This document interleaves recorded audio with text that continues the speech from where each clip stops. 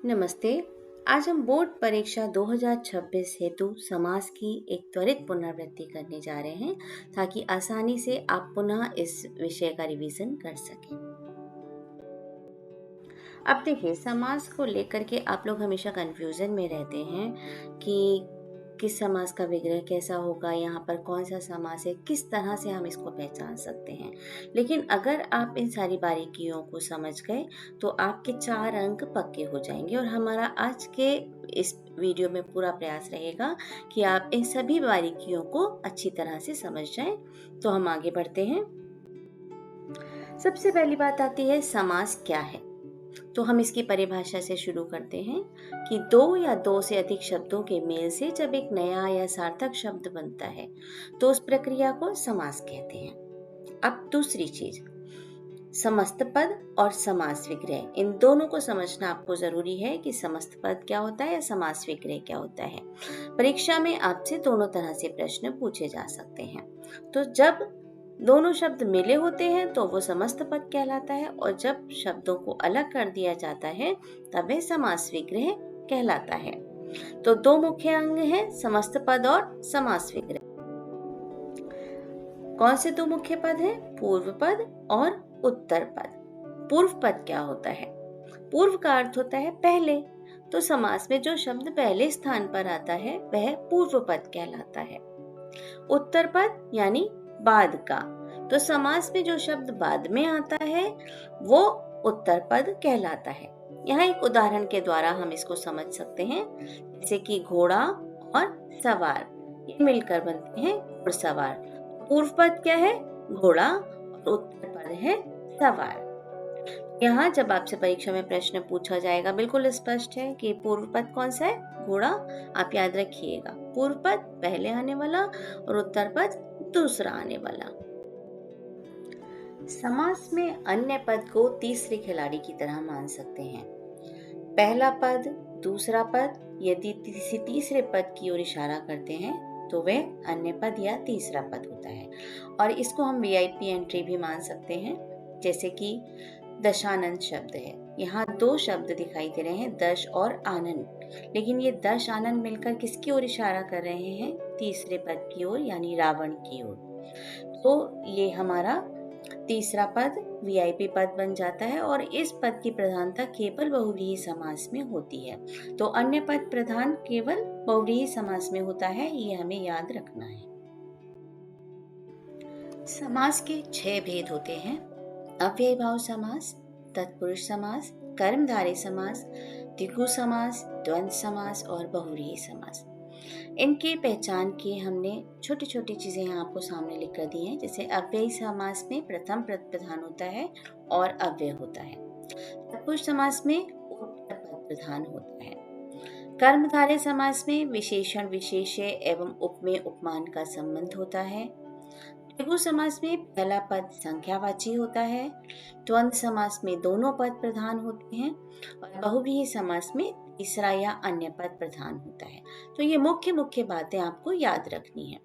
कुछ लोगों के अनुसार या कुछ मतों के अनुसार समास के 4 भेद होते हैं। तत्पुरुष समास के अंतर्गत ही कर्मधारय और द्विगु समास को माना जाता है। तो ये दोनों ही तरीके से आप लिख सकते हैं। अव्ययी भाव समास वह समास होता है जिसमें पहला पद अव्यय या उपसर्ग होता है और वही पद प्रधान भी होता है। इसकी पहचान की ट्रिक है कि प्रति, यथा, भर, आ, हर जैसे अव्ययों से ये शुरू होता है। कुछ उदाहरण इसके हमने दिखाए हैं: यथाशक्ति, शक्ति के अनुसार; प्रतिदिन, हर दिन या रोज; आजन्म, जन्म से लेकर। यहाँ हमने प्रयास किया है कि हर प्रकार का एक उदाहरण आपके सामने प्रस्तुत किया जाए। तो आप इस तरह के और उदाहरणों के भी अभ्यास कर सकते हैं। तत्पुरुष समास वह समास होता है जिसमें उत्तर पद या दूसरा शब्द प्रधान होता है और दोनों के बीच कारक चिन्ह या तो लुप्त हो जाता है या उसका आगमन हो जाता है। उसे तत्पुरुष समास कहा जाता है। मुख्य विशेषता है कि उत्तर पद यानी दूसरा शब्द प्रधान होता है। यहाँ हमने 4 उदाहरण दिए हुए हैं: एक संबंध, एक संप्रदान, एक अधिकरण और एक अपादान। तो कारक चिन्ह भी हमें विशेष तौर पे याद रखने हैं। राजपुत्र विग्रह होता है, राजा का पुत्र, यह संबंध कारक है। देशभक्ति, देश के लिए भक्ति, संप्रदान कारक का उदाहरण है। रणवीर, रण में वीर, अधिकरण कारक का उदाहरण है। भूखमरी, भूख से मरी, अपादान कारक का उदाहरण है। तो इसी प्रकार हर कारक जो है उसके जो चिन्ह होते हैं उनको भी हमें एक बार दोहराना है। तत्पुरुष के भी 6 भेद होते हैं: कर्म, करण, संप्रदान, अपादान, संबंध और अधिकरण। पहले उदाहरण में जैसे हम देख रहे हैं कि कर्म कारक में को का लोप हो रहा है। अब हम इसका विग्रह करेंगे तो क्या निकलेगा? स्वर्ग को प्राप्त। करण कारक से और के द्वारा का लोप होता है इसमें। मनचाहा यानी मन के द्वारा चाहा गया। तीसरा संप्रदान, इसमें के लिए का लोप होगा। गुरु दक्षिणा, गुरु के लिए दक्षिणा। अपादान से अलग होने का अर्थ दिखाता है। अपादान मतलब अलगाव का भाव पैदा करता है। तो ये अंतर भी हमें याद रखना होता है कि अपादान और करण में जो अंतर होता है वो ये होता है, ये करण में साथ होने का भाव होता है और अपादान में अलग होने का भाव होता है। तो देश निकाला यानी देश से अलग कर दिया गया, देश से निकाल दिया गया, दूर हो गया देश से। पांचवा संबंध, इसमें का, की, के, रा, री, रे आदि शब्दों का लोप होता है। राजपुत्र, राजा का पुत्र। अधिकरण, में और पर चिन्हों का लोप है। आप बीती यानी आप पर बीती। तो यह बात बिल्कुल स्पष्ट है कि तत्पुरुष समास को समझने के लिए आपको एक बार कारक चिन्ह भी दोहराने ही पड़ेंगे। अब तत्पुरुष समास में एक और भेद आता है, नए तत्पुरुष, जो बोर्ड परीक्षा में पूछ लिया जाता है। तो इसको भी हमें अच्छे से ध्यान देना होगा। तो जिस तत्पुरुष समास का पहला पद निषेधवाचक या नेगेटिव या नकारात्मक हो उसे नए तत्पुरुष कहते हैं। इसमें सामासिक पद बनाते समय नकारात्मक अर्थ देने के लिए शब्द के प्रारंभ में अ या अन को जोड़ दिया जाता है। इसके 2 मुख्य नियम हैं। पहला नियम, अ का प्रयोग। तो यदि उत्तर पद किसी व्यंजन या कंसोनेंट से शुरू होता है तो निषेध के अर्थ में न के स्थान पर अ जोड़ जाता है। जैसे यहाँ पर हमने उदाहरण देखा, सभ्य। सभ्य में स जो है एक व्यंजन है, इसके आगे हमने अ जोड़ा तो असभ्य बन करके ये नए तत्पुरुष समास का एक भेद बन जाता है। दूसरा, अन का प्रयोग। यदि उत्तर पद किसी स्वर से शुरू होता है तो निषेध के अर्थ में न के स्थान पर अन जुड़ता है। तो यहाँ पर इच्छा में ई था, ये एक स्वर था, तो इसीलिए यहाँ पर अन जुड़ा। तो अ और अन के प्रयोग से नए तत्पुरुष समास की उत्पत्ति होती है। तो ये आप ध्यान रखेंगे, इस नियम को अच्छी तरह से दोहरा लेंगे क्योंकि एक ना एक प्रश्न इससे संबंधित पूछा ही जा सकता है। अब बात आती है कर्मधारय समास की। इसकी पहचान है कि विशेषण विशेष्य या उपमेय उपमान का संबंध होता है। यहाँ हमने परिभाषा भी दी है, नियम दिया है, विग्रह करते समय किस चीज का ध्यान देना है उस पर जोर दिया है। परिभाषा है, कर्मधारय समास वह समास है जिसमें उत्तर पद प्रधान होता है और पूर्व पद व उत्तर पद के बीच विशेषण विशेष्य या उपमेय उपमान का संबंध होता है। इसमें एक पद विशेषण और दूसरा विशेष्य होता है या एक पद उपमान दूसरा उपमेय होता है। विग्रह करते समय है जो, रूपी या के समान शब्दों का प्रयोग किया जाता है। यहाँ तीनों का एक एक उदाहरण हमने दिया है। नीलकमल, नीला है जो कमल। चंद्रमुख, चंद्रमा के समान मुख। विद्यारत्न, विद्या रूपी रत्न। एक चीज का और ध्यान रखेंगे कि ये जो है जो के समान और रूपी हैं, ये दोनों पदों के बीच में प्रयोग किए जाते हैं। चलिए आगे बढ़ेंगे। द्विगु समास। द्विगु समास की पहचान होती है कि पहला पद संख्यावाचक होता है। तो द्विगु समास वह समास है जिसका पहला पद संख्यावाचक विशेषण होता है और ये पूरे पद में एक समूह या समाहार का अर्थ प्रकट करता है। इसका नियम है, जिस समास का पहला पद संख्या को दर्शाता है और ये एक समूह का बोध कराता है तो वे द्विगु समास कहलाता है। द्विगु समास में समूह और समाहार शब्दों का प्रयोग किया जाता है। इस बात पे विशेष ध्यान दीजिएगा कि समूह का प्रयोग कहाँ किया जाता है, जहाँ काउंटेबल नंबर्स, गणनीय संख्याएं होती हैं जिनको हम गिनती कर सकते हैं, वहाँ समूह का प्रयोग किया जाता है। और जहाँ चीजों को हम गिन नहीं सकते हैं, मिलकर के एक रूपता प्रकट करती हैं चीजें, वहां पर समाहार का प्रयोग किया जाता है। द्वंद्व समास। द्वंद्व समास में दोनों पद बराबर होते हैं और विग्रह करने पर और या अथवा का प्रयोग किया जाता है। और समास विग्रह करते समय इनके बीच से योजक चिन्ह का लोप हो जाता है और समास करते समय इनके बीच में योजक चिन्ह का आगमन हो जाता है। उदाहरण, माता और पिता, सुख और दुख। बहुव्रीहि समास। इसमें कोई भी पद प्रधान नहीं होता, बल्कि दोनों मिलकर किसी तीसरे विशेष अर्थ की ओर संकेत करते हैं। जैसे कि उदाहरण, लंबा है उदर जिसका, अर्थात गणेश जी। दशानन, 10 हैं आनंद जिसके, अर्थात रावण। अब यहाँ जिसका, जिसके हमारे दोनों पदों के बाद प्रयोग किया जाएगा, ये आपको ध्यान रखना है। चलिए आगे बढ़ते हैं। कर्मधारय और बहुव्रीहि समास में अंतर जानना बहुत जरूरी है।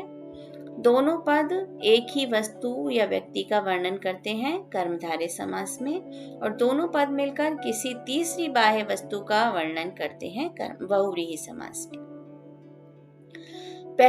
दूसरा पद विशेष्य या प्रधान होता है कर्मधारय समास में, और बहुव्रीहि समास में कोई पद प्रधान नहीं होता है, तीसरा अर्थ प्रधान होता है। विग्रह सीधा सा अर्थ है, जैसे, हैं, जो, ये बीच में आता है। और बहुव्रीहि समास में जिसका, जो, वो अंत में आता है। जैसे नील कमल, नीला कमल, कमल जो नीला है। पीतांबर, पीला वस्त्र जो पहनता है, अर्थात विष्णु। अब विशेष पहचान कैसे करेंगे? कर्मधारय में कैसा, कैसी लगाने पर उत्तर मिलता है। जैसे कमल कैसा, नीला। बहुव्रीहि में तीसरा कौन का बोध होता है कि पीतांबर कौन, विष्णु। तो यहाँ पर तीसरे की तरफ जो इशारा करता है वो बहुव्रीहि, और विशेषण विशेष्य का जो भाव देता है वो कर्मधारय समास होता है। द्विगु और बहुव्रीहि समास में भी अंतर। द्विगु में पहला पद संख्यावाचक होता है और बहुव्रीहि में सामान्य होता है। विशेषण अर्थ, पूरा पद समूह या समाहार का बोध कराता है द्विगु में, और बहुव्रीहि में दोनों पद मिलके किसी तीसरे का बोध कराते हैं।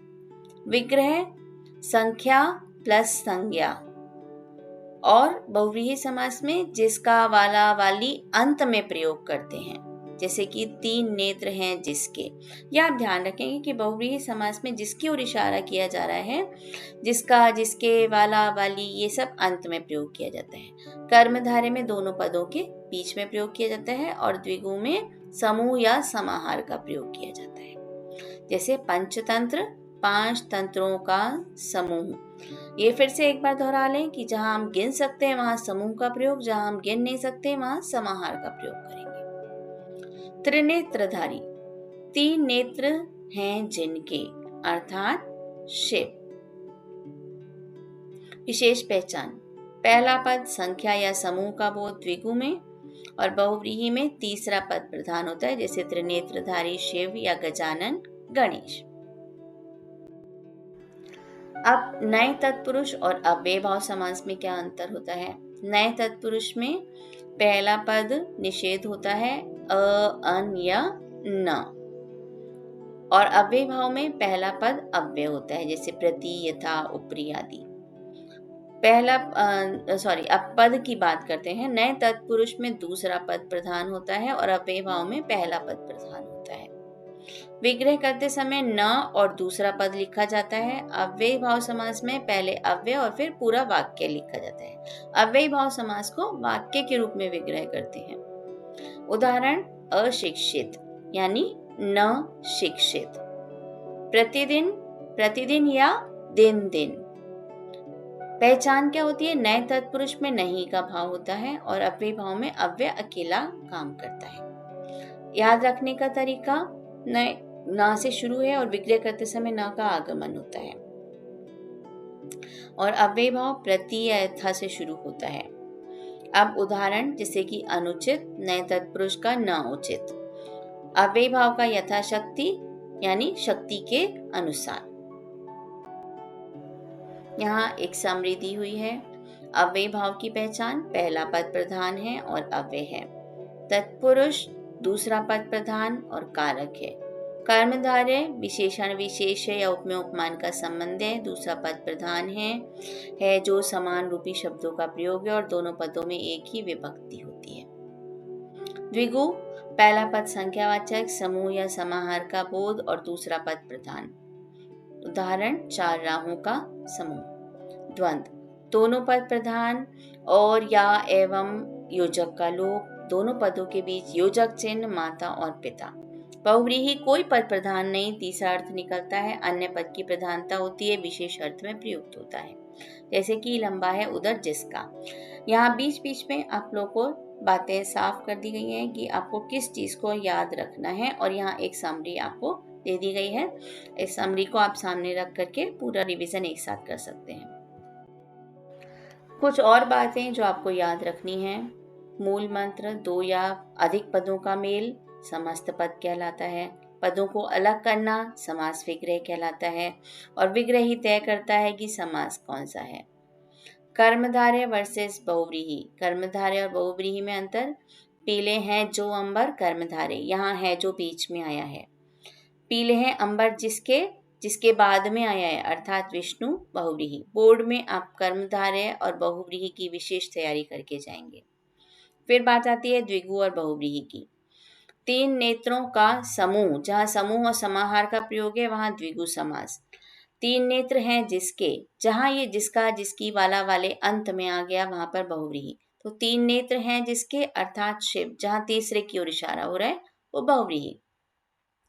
विशेष बात क्या याद रखनी है आपको, यदि प्रश्न में विग्रह दिया है तो उसी के अनुसार भेद को चुनना है। यदि केवल शब्द दिया है और वो किसी देवी देवता का प्रसिद्ध नाम है तो बहुव्रीहि चुनना ही सुरक्षित रहता है। बोर्ड परीक्षा में किस प्रकार के प्रश्न पूछे जाते हैं ये भी हम आपके लिए सामने प्रस्तुत कर रहे हैं। पहला, 3 तरीकों से प्रश्न पूछे जाते हैं। पहला है समस्त पद का समास भेद बताइए, तो उदाहरण भी आपको दिया हुआ है यहाँ पर। विग्रह कीजिए, यहाँ भी एक उदाहरण लिखा हुआ है। विग्रह देकर समस्त पद बनाइए, अलग किए हुए पदों से एक शब्द बनाना रहेगा आपको। कुछ उदाहरण और हमने अभ्यास प्रश्न दिए, जैसे समास भेद पहचानिए, बेवक्त, अव्यय भाव समास, फलानुसार किस समास का उदाहरण है। बोर्ड में इस तरह के प्रश्न पूछे जाते हैं। उत्तर आप अपने आप हल कीजिए और कमेंट में डालिएगा। यहाँ सिर्फ आपके सामने अधिकतर प्रश्न ही प्रस्तुत किए गए हैं। अब विग्रह भी करने होंगे आपको, समस्त पद अलग करके लिखना होता है इसमें। अगली तरह का प्रश्न होता है समस्त पद बनाइए, मतलब आपको विग्रह दिया है और आपको समस्त पद बनाना है और उसके साथ में इसकी विशेषता भी बतानी हो सकती है कि समस्त पद बनाइए और विशेषता बताइए। अब प्रधानता वाला प्रश्न भी आपसे पूछा जा सकता है। अव्यय भाव में कौन सा पद प्रधान होता है, या किस समास में दोनों पद प्रधान होते हैं, या किस समास में उत्तर पद प्रधान होता है, या किस समास में अन्य पद प्रधान होता है।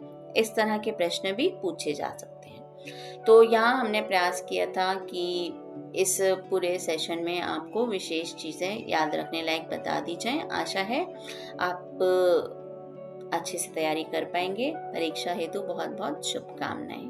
धन्यवाद।